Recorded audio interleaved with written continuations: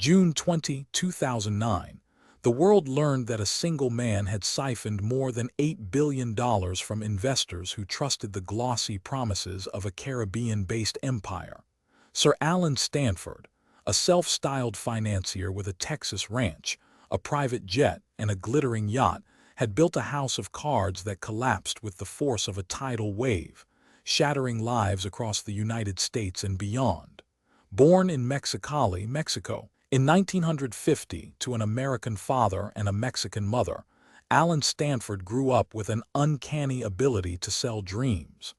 After studying economics at Baylor University, he moved to Texas, where he founded the Stanford Financial Group in 1983. The company began as a modest venture in securities and insurance, but the real transformation came when Stanford set his sights on the offshore financial haven of the British Virgin Islands. There, he established Stanford International Bank, a supposed offshore bank that promised, guaranteed, high-interest certificates of deposit, often advertised as safe as a bank in the Cayman Islands. The allure was simple. Investors were offered yields of up to 10%, far above market rates, with the comforting claim that the money was protected by a full-reserve banking model. For a time, the scheme attracted a glittering roster of clients, wealthy individuals, churches, retirement funds, and even the United Nations. By 2008, the Stanford empire had amassed more than $8 billion in assets, a fortune that seemed to grow daily as new deposits poured in. And as Stanford's flamboyant lifestyle, lavish parties, a private island, and a sprawling Texas ranch reinforced the illusion of invincibility. The house, however, was built on a foundation of deception. Behind the glossy brochures and glossy corporate videos lay a classic Ponzi structure. The interest paid to early investors was not generated by legitimate banking activities, but came directly from the inflow of new investors' money. Stanford's companies also engaged in dubious security sales, funneling funds into a network of shell corporations, luxury properties, and high-risk investments that were never disclosed to clients. Internal auditors and whistleblowers repeatedly raised red flags, but Stanford's charisma and political connections. He cultivated ties with U.S. senators, even hosting a fundraiser for President George W. Bush, shielded him from scrutiny.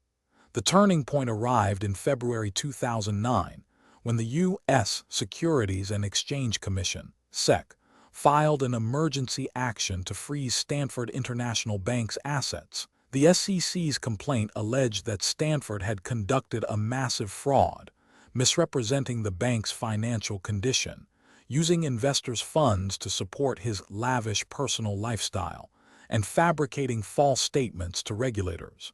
The agency seized the bank's records, and within days, the world watched as the once proud empire began to crumble. Investors, many of whom had staked their retirement savings on the promise of guaranteed returns, suddenly faced the prospect of total loss.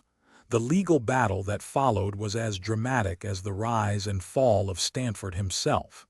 In June 2012, a federal jury in Houston found Allen Stanford guilty on 13 counts of fraud, conspiracy, and obstruction of justice.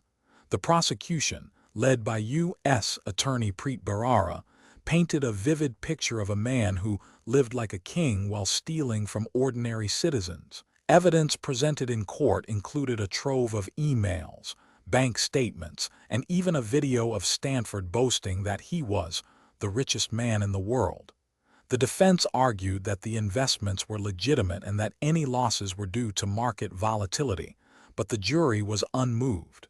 On January 2, 2013, the judge sentenced Stanford to 110 years in federal prison, a term that would effectively be a life sentence, along with an order to pay restitution of $8.4 billion to his victims. The sentence sent a clear message: white-collar crime, no matter how glamorous the facade, would be met with the full force of the law. Stanford was transferred to the Federal Correctional Institution in Lompoc, California, where he remains behind bars, his empire reduced to a cautionary tale.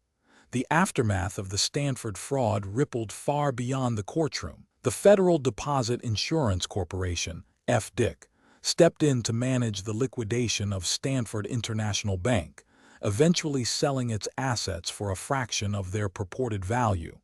Investors received a fraction of what they had been promised.